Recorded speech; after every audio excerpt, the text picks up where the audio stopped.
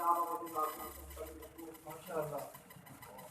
وقال النبي صلى الله عليه وسلم إن العلماء ورثة الأنبياء أو كما قال عليه الصلاة والسلام.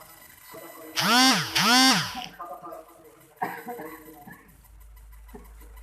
قابل الاحترام اساتذہ کرام والحاضرین المجلس، السلام علیکم ورحمۃ اللہ وبرکاتہ۔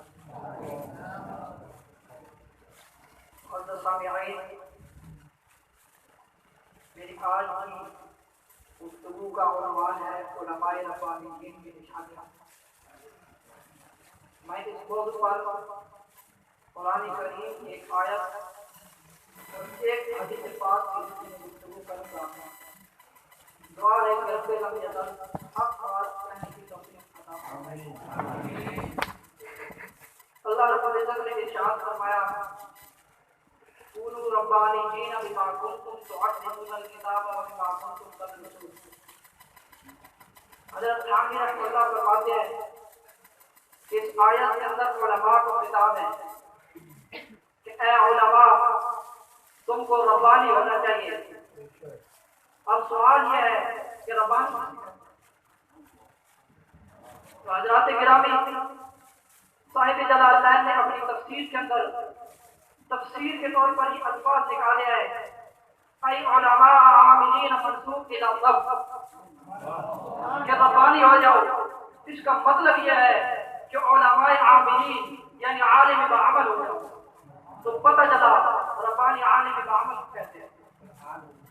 حضرت علی اور حضرت ابن عباس رضی اللہ عنہما سے منقول ہے کہ ربانی فقیہ عالم کو کہتے ہیں۔ حضرت قتادہ رحمہ اللہ ایک بڑے مفسر ہیں، فرماتے ہیں کہ ربانی عالم حکیم کو کہتے ہیں، یعنی عالم بھی ہو اور دانا بھی ہو۔ حضرت عبداللہ ابن جبیر رضی اللہ عنہما سے منقول ہے کہ ربانی عالم کو کہتے ہیں جو حکمت والا بھی ہو اور متقی بھی ہو۔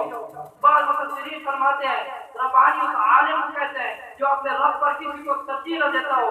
حضرت قاسم رحمہ اللہ ایک مفسر ہے، فرماتے ہیں ربانی اس عالم کو کہتے ہیں جو اپنے علم و عمل میں اخلاق ربانیت کو کرتے ہیں۔ معزز سامعین، حقیقت یہ ہے کہ یہ سارے کے سارے ایک ہی ذات کو پینے والے ہیں، اور یہ ساری کی ساری ایک عالم ربانی کی نشانیاں۔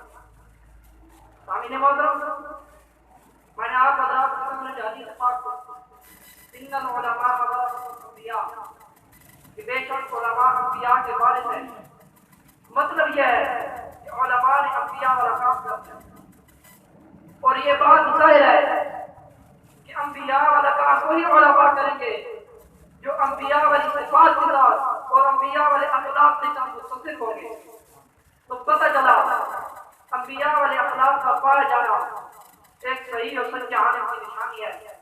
اللہ رب العزت سے دعا ہے کہ اللہ ہمیں بھی یہ صفات عطا فرمائے اور علماء ربانیین کے اندر شامل فرمائے۔ وآخر دعوانا